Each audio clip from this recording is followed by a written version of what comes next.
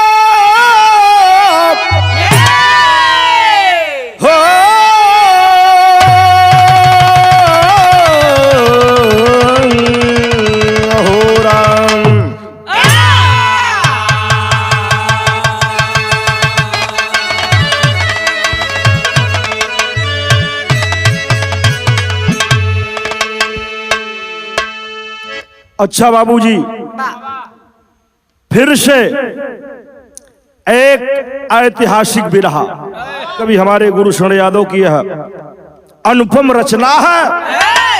मैं भोजपुरी बिरहा गायक संतोष कमल पूरी टीम के साथ सभी श्रोता बंधुओं को सादर प्रणाम करते हैं। 4 लाइन भूमिका में कवि निभाव दिया है। जिसने अनमोल काया की रचना किया उसका बंधन नमन अर्चना चाहिए। कर्म सत्कर्म से भाग्य भूषित सदा, धन हो धन ऐसा धन खर्चना चाहिए। प्यार श्रृंगार जीवन अलंकित करें, रार की राह को पर जना चाहिए। तान सम्मान पर याचिया जाए तो सिंह को सिंह सी गर्जना चाहिए।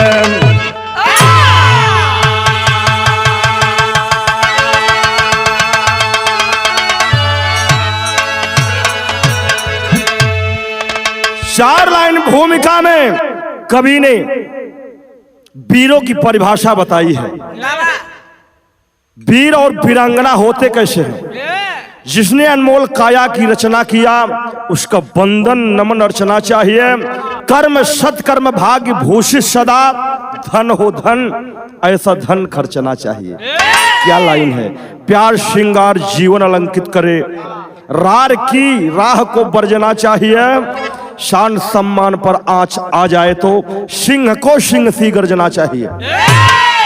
वो कैसन वीर हो, वो कैसन वीरांगना बा, अगर बात सम्मान के बाद तो अपने जान को न्यौछावर कर दे। 2 लाइन कव्वाली का टुकड़ा बिरहा में लगल हो।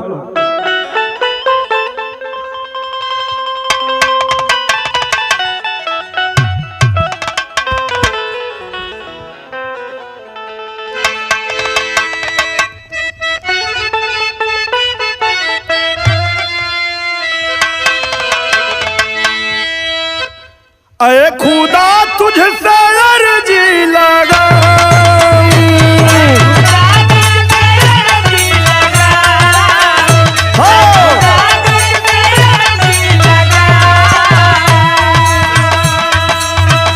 अरे खुदा तुझसे अर्जी लगा, वो मुझे मैं उसे भूल जाऊं, वो मुझे मैं उसे भूल जाऊं।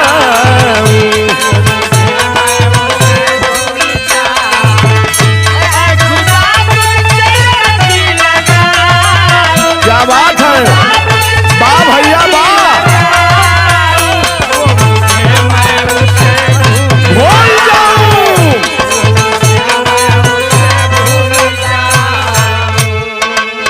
लेकिन हमारे आदरणीय कवि गुरु शरण यादव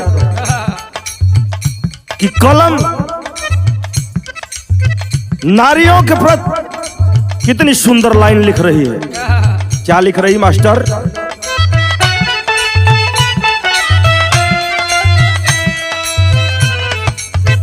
नारियों की ये गौरव में गाथा,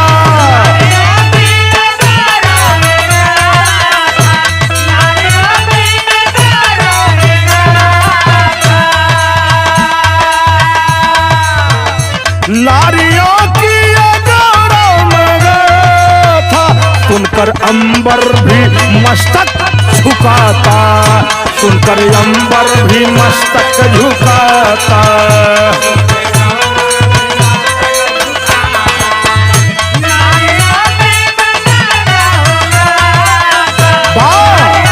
क्या बात है।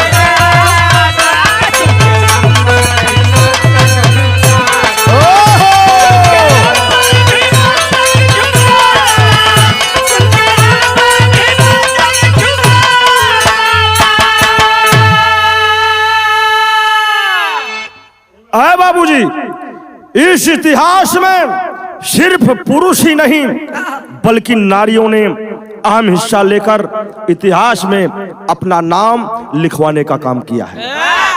यहीं से कहानी की शुरुआत हो। बड़ी गजब की लाइन है, शब्द की मार क्या होती है आपको इस लाइन में पता चल जाएगा। मास्टर जौहरी लगल।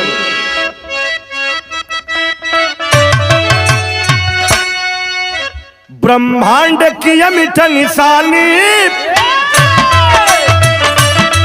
गंगा का पावन पानी, है आन बान स्वाभिमानी, बनती झांसी की रानी।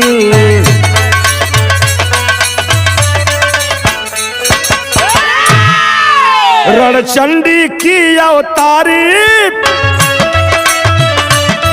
करती है सिंह सवारी, महिषासुर रण में मारी, यमराज पे पड़ती भारी।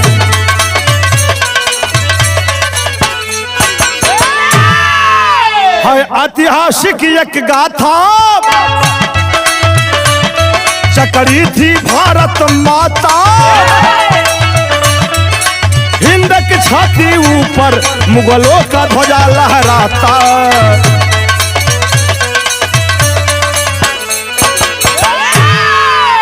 मुगलों का राज था हिंदुस्तान में। यहीं से चाचा रामदेव के जौहरी लगल हो मास्टर। कैसे?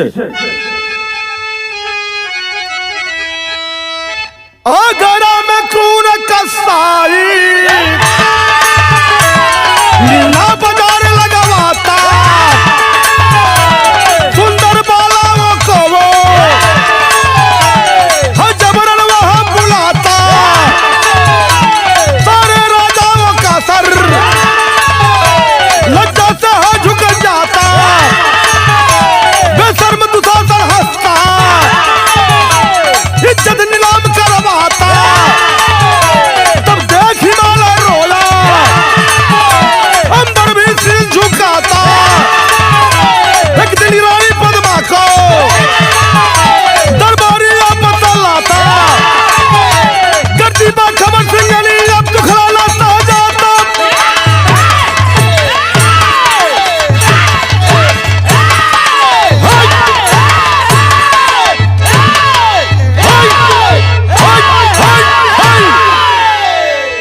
आए बाबूजी, हिंदुस्तान में मुगलों का शासन था। उस समय आगरा में मीना बाजार लगती थी, और मीना बाजार की एक खासियत थी मास्टर साहब, जो भी लड़की उस सम्राट को भा जाए वह जबरन बुला करके उसके साथ बाबूजी अत्याचार करता था, हवस का शिकार बनाता था। इस समय चल रहा है मेवाड़ की रानी पद्मावती देवी को जब यह पता चली, दरबारी जाकर बताया कि आगरा में एक बाजार लगती है जिसका नाम मीना बाजार है, सुंदर सुंदर कन्याओं के साथ वहां पर अत्याचार होता है। इस बात को सुनकर के बाबूजी रानी पद्मावती के पैरों के नीचे जमीन फिसल जाती है। तो कवि जी बिरहा में बड़ा बेजोड़ गीत की इशारा कैलन हो तो पुराण मास्टर साहब, लेकिन एक अभी लचक पुराण ना भइल।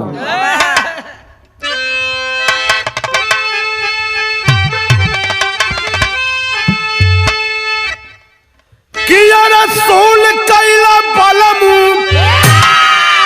अरे सोन कैला बलम, कचौड़ी गली सुन कैला बलम, अरे मिर्जा पूरा कैला गुलजार हो कचौड़ी गली सुन कैला बलमू।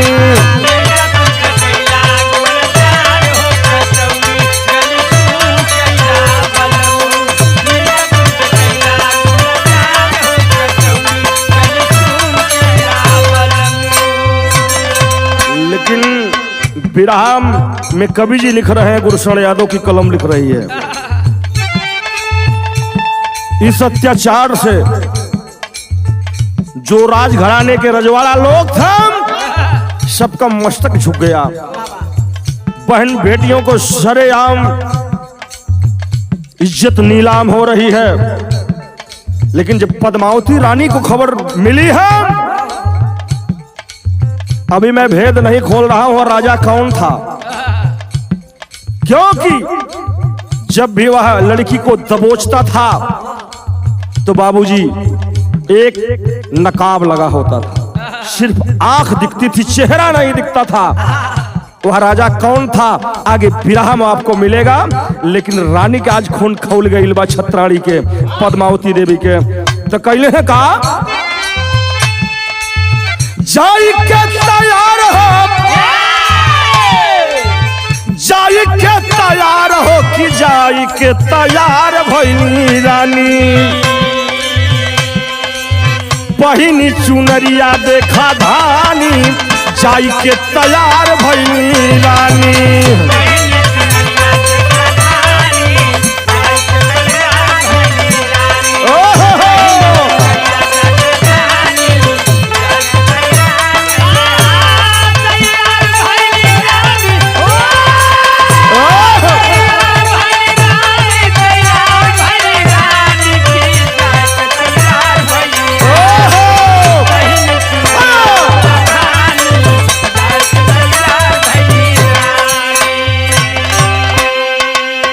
भेष कैसा है,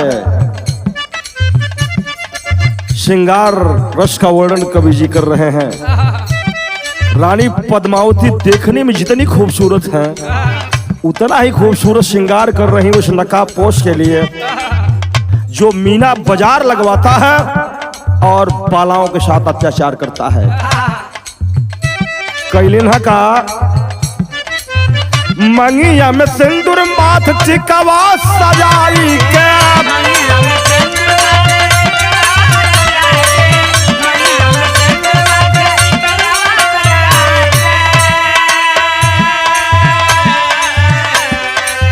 मथवा पे बिंदिया रे भैया, मथवा पे बिंदिया आँख कजरा लगाई के की जाई के तैयार भइली रानी, जाई के तैयार भइली रानी। कान में बाली न किया न थानी, जाई के तैयार भइली रानी। कान में बाली नाक में न थानी,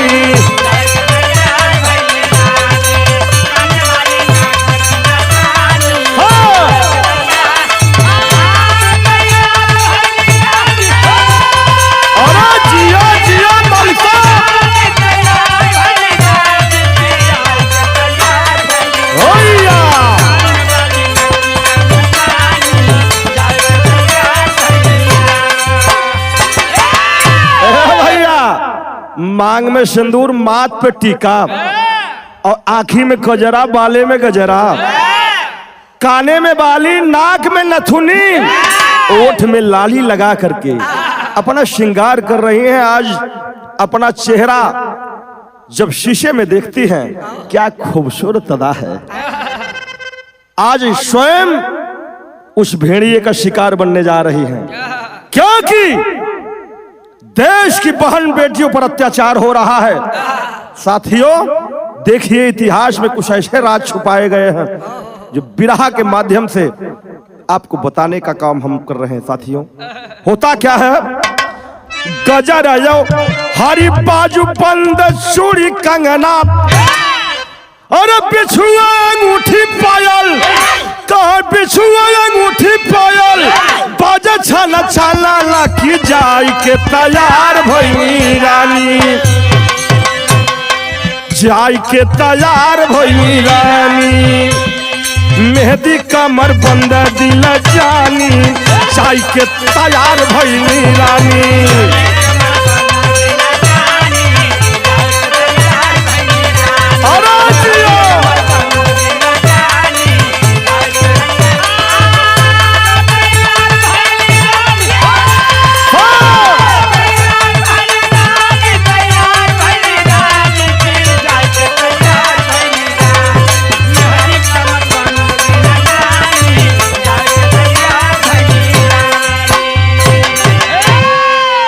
भैया 16 श्रृंगार करके आज रानी पद्मावती आज विचार बना लिया, जाऊंगी उस नकाबपोश के पास जाऊंगी जो इतना जघन्य अपराध कर रहा है, और जा करके मैं उसका मुंहतोड़ जवाब दूंगी।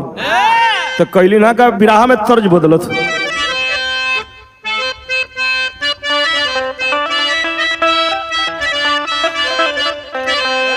यह तर्ज पुराना है लेकिन ये भैया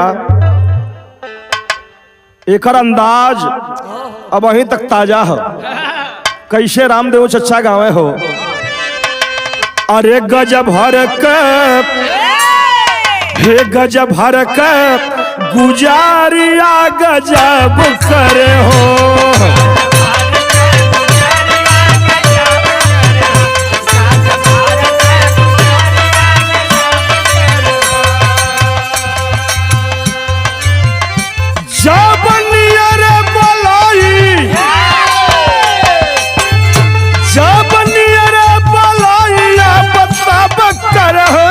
गजब के गुजरिया गजब करा।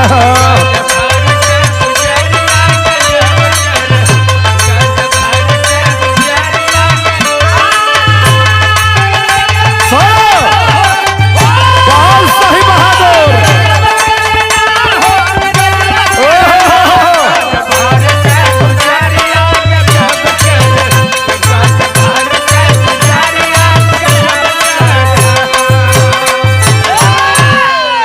भैया विराह में भाव कवि जी लिखत हूँ भैया कि रानी 16 श्रृंगार करके विचार बना लिया, मन बना लिया। क्या मन बनाया, अरे रानी आगरा के हे रानी आगरा के जाई के तैयारी कैली हो,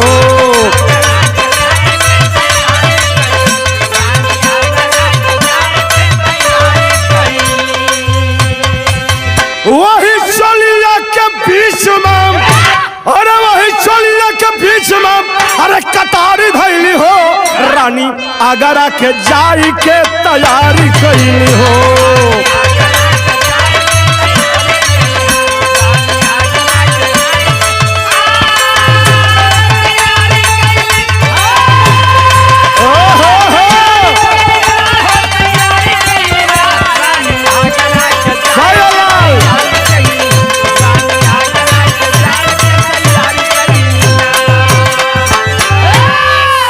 श्रृंगार सजाने के बाद साथियों रानी पद्मावती ने एक कटारी अपने इस चोली में रख के आज आगरा के लिए प्रस्थान कर दिया। आज जब आगरा पहुंचती है मीना बाजार में तो होता क्या है, अरे जहावा लगत रहल मीना बाजार और रानी घूमे अपना रूपवा सवार हो,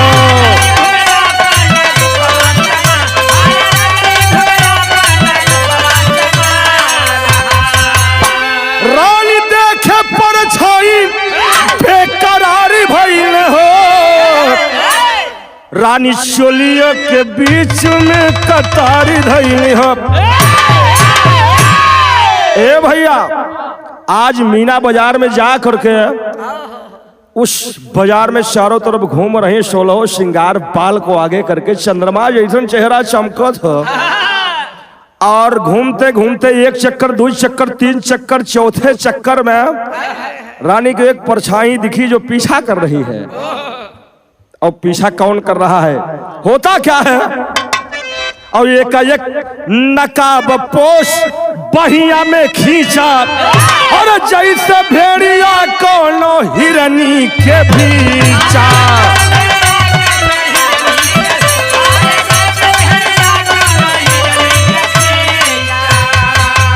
छत्राणी खानदानी और छत्राणी खानदानी रूप धारी भइली हो, रानी आगरा के जाई के तैयारी कैली हो।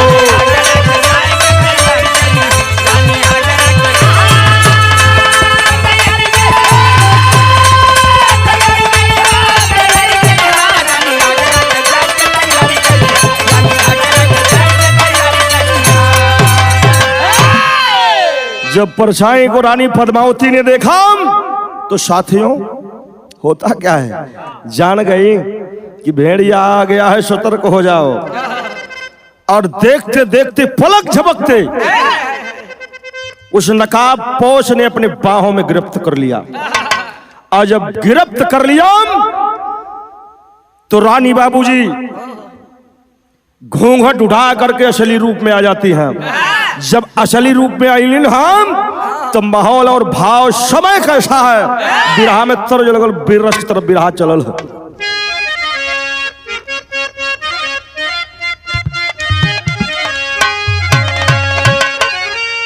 पहल चली ना रे, अरे पहल चली ना रे, पहल चली, 5 रंग की चोली पहल चली।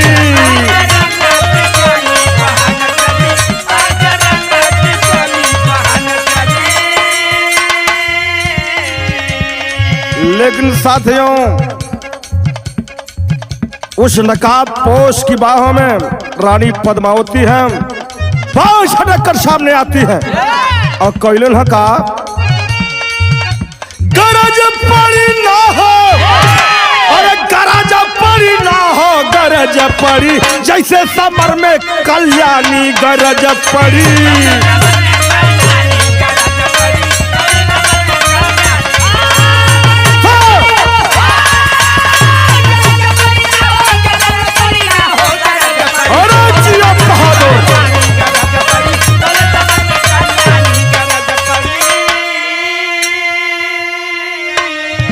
गरज कर खड़ी हो गई हैं और करती क्या है, दुश्मन के गर्दन पे धैली कतारी,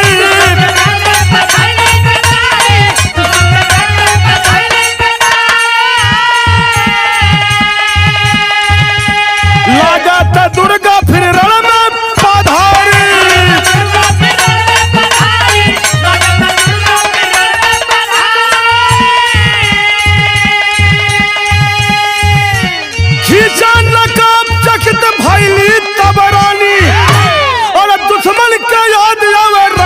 गरज पड़ी जैसे समर में कल्याणी गरज पड़ी।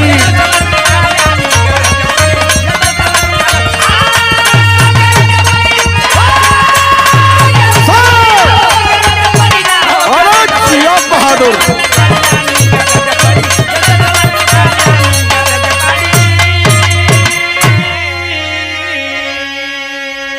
बाजुओं को झटक करके पद्मावती रानी आज बाबूजी असली वेश में आ जाती हैं।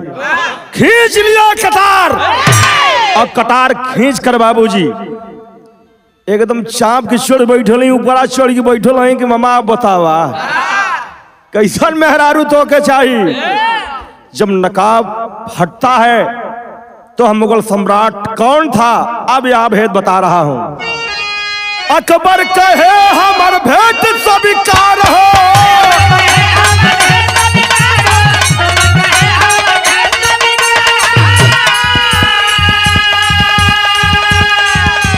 तोहरे बद दिल्ली राजा उपहार हो।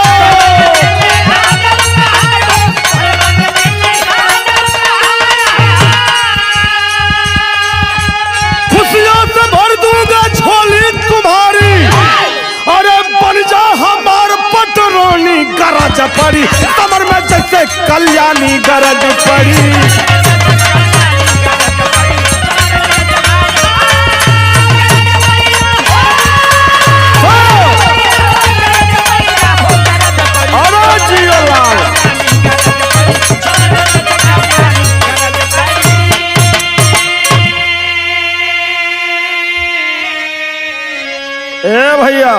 रानी पद्मावती कटार लेखम आज छाती पर चढ़ के बैठल हैं और कटार एकदम गर्दना पे हो।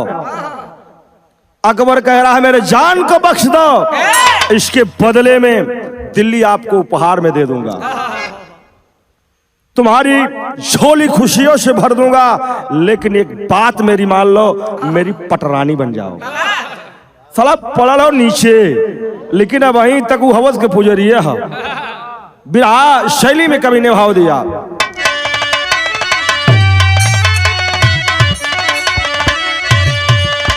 अरे मरना मिटना और जीना शान से। रानी की जो बात है अकबर बादशाह से कह रही है कि सुनो अकबर, मरना मिटना और जीना शान से, शान सम्मान प्याले देंगे आज कभी ना। अकबर तो मुझे तोड़ना चाहता है, मैं इस देश की बेटियों के लिए, बहन के लिए हजारों दिल्ली कुर्बान कर दूंगी, लेकिन इस देश की शान पर आंच नहीं आने दूंगी। मर जाएंगे मिट जाएंगे, लेकिन देश का सम्मान नहीं जाने देंगे। ए भैया, अकबर कहता है कि रानी पद्मावती मैं तुमसे प्रेम करता हूं। बाह पट्टा नीचे पड़ल हो मास्टर, लेकिन कहता है मैं तुमसे प्रेम करता हूं। रानी बोलती प्रेम की परिभाषा जानते हो कि प्रेम किसे कहते हैं मन्नू भैया? अब अपने दिल के झूठे दिया दिलासा आशा। झूठे में प्यार करते हो। प्रेम किसे कहते हैं तुम्हें अभी तक पता ही नहीं है, मैं बता रही हूं प्रेम होता क्या है। अरे पन्ना बनकर देश प्रेम में सुत को भेंट चढ़ाते हैं, एक अकेले तुम जैसे को अरे योद्धा मार गिराते हैं। शर्म नहीं इज्जत करो तमाशा या साधु मिलबा, अरे शर्म नहीं इज्जत का करो तमाशा या साधु मिलबा, आज सिखाए तुम्हें प्रेम की भाषा या साधु मिलबा।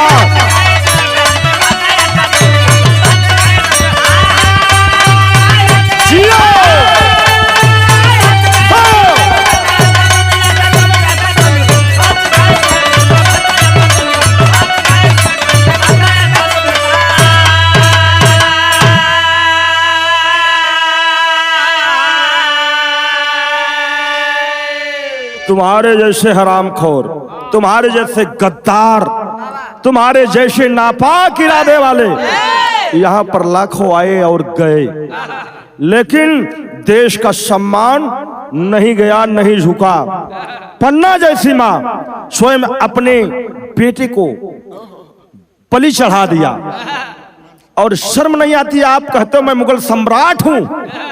राजा की परिभाषा तुम्हें याद है? राजा प्रजा का रक्षक होता है, प्रजा पालक होता है, बहन बेटियों की रक्षा करता है। लेकिन तुम जैसे भेड़िए क्या जानो प्रेम क्या होता है। आज रानी छाती पर सवार है और गर्दन पर कटार है। कहती है सुनो, आल्हा में कवि ने भाव दिया।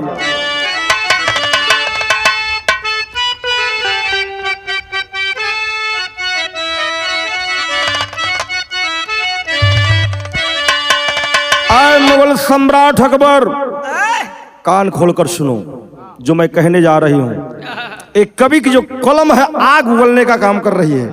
क्या बात है? कान खोल कर आज पढ़ लो, तुम क्या हो हमसे यमराज गए हारी।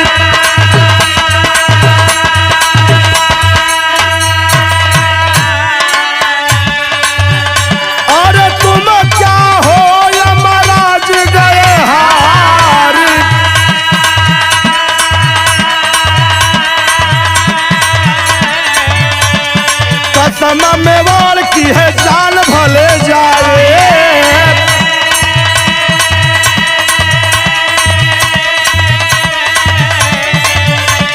झुकने न देंगे हमारा संस्कार।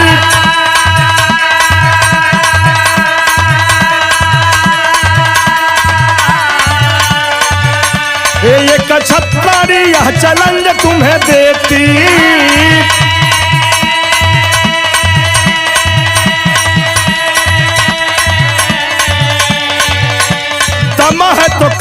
चैलेंज स्वीकार।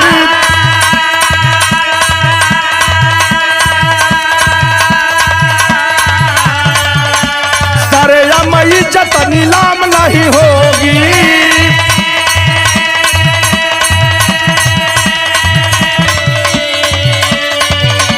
मेरी समसीर होगी तेरे यार पार।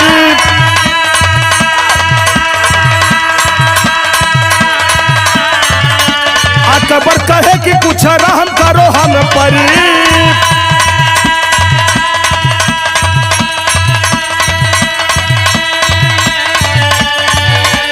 जीवन भर ना भूलेंगे हम आपका उपकार हो।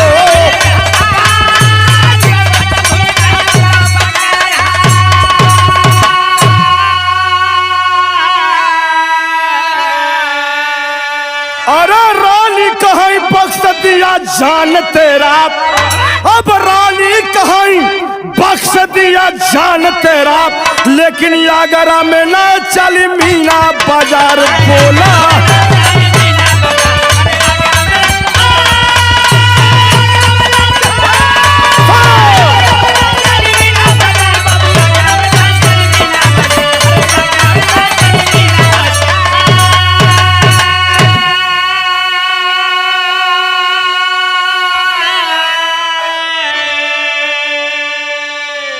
ए भैया, सैकड़ों बहन बेटियों के ईमान से खेलने वाला, इज्जत से खेलने वाला वह मुगल सम्राट अकबर बादशाह जमीन पर पड़ा है। और सामने कौन है? मेवाड़ की छत्राणी पद्मावती, जिनके जौहर की चर्चा आज बाबूजी इतिहास के पन्नों में अंकित है। कटार लेकर खड़ी है कि राजन आज तुझे जिंदा नहीं छोड़ूंगी। तूने बहुत बहन बेटियों के साथ अत्याचार किया है, तुझे जिंदा रहने का हक नहीं है। हाथ जोड़ करके जब जान गया मेरे जान पर आ गई है, आज रानी मुझे बख्शेगी नहीं, मार देगी। तो साथियों हाथ जोड़कर कहता है कि मेरी जान को बख्श दो। ये उपकार आपका या अकबर बादशाह जीवन भर याद रखेगा, भूलेगा नहीं। साथियों, रानी पद्मावती नाम एक बात कहते हैं, सुनो। अगर मर्द की औलाद है, अगर सच्चा मुसलमान है, तो वचन दे कि आज से आगरा में मीना बाजार नहीं लगेगी। अगर इस बात पर तैयार होता है, तेरी जान को बख्श दूंगी। ए भैया, मरता नहीं तो क्या करता? अकबर सोचा अगर ना करते हैं तो धड़ से गर्दन अलग हो जाएगी। अब बचा रहा तो बहुत समय आई। ए भैया, वचन दिया, जाइए आज से आगरा में मीना बाजार नहीं लगेगी। साथियों, तब से मीना बाजार आगरा में बंद हो गई। और बंद करवाने का अगर किसी का श्रेय जाता है तो मेवाड़ की छत्राणी रानी पद्मावती को जाता है। कवि को लिखना पड़ा अंतिम भाव में,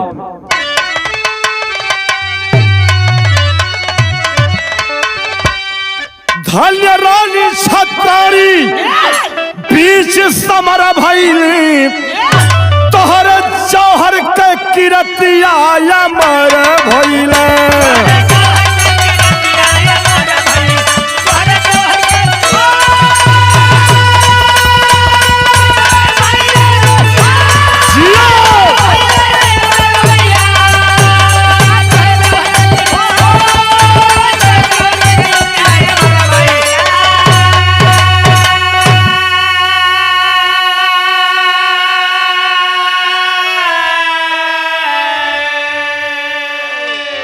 आज मेवाड़ की रानी पद्मावती का जो जौहर है, जो वीरताई है, वह इतिहास के पन्नों में अंकित है, बताने की जरूरत नहीं। धन्य रानियों बंद बाजार करवाई, आवाज नारी खुदा अपन बाजार लगवाई।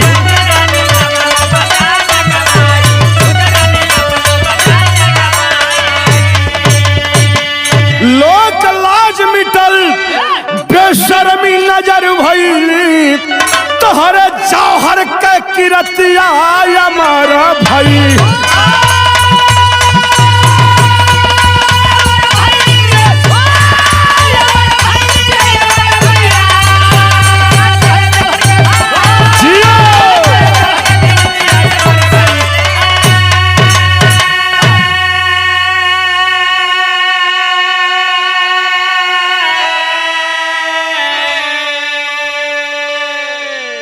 साथियों, गौर करने की बात है।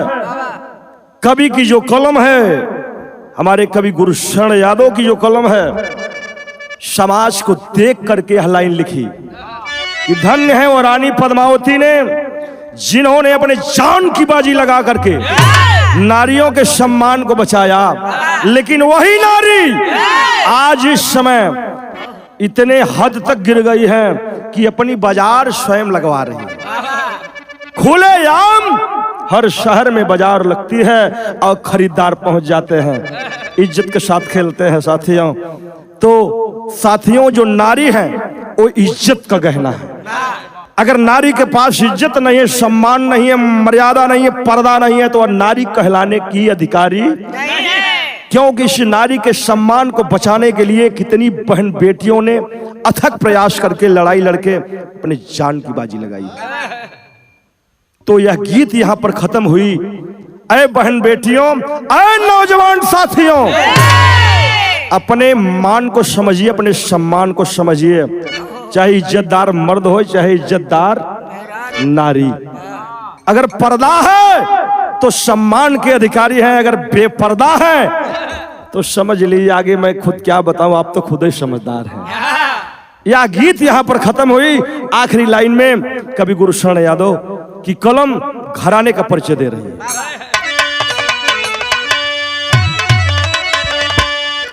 साधु बदलता शक जीवन, इज्जत नारी का गहना।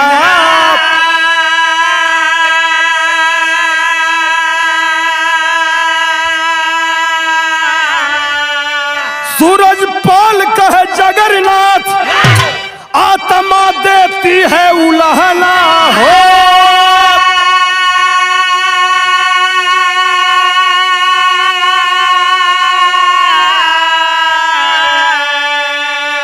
मरना मिटना यौ जीना शान से, अरे मरना मिटना यौ जीना शान से, पूरा राग कमल ना गुरु शरण के बिना, मरना मिटना यौ जीना शान से।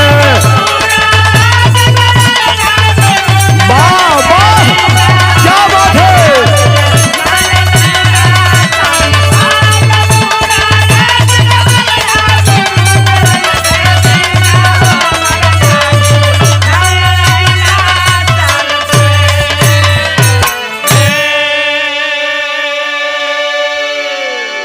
साथियों, इस गीत को सुनना और कैसा लगा कमेंट के रूप में अपना आशीर्वाद जरूर देना।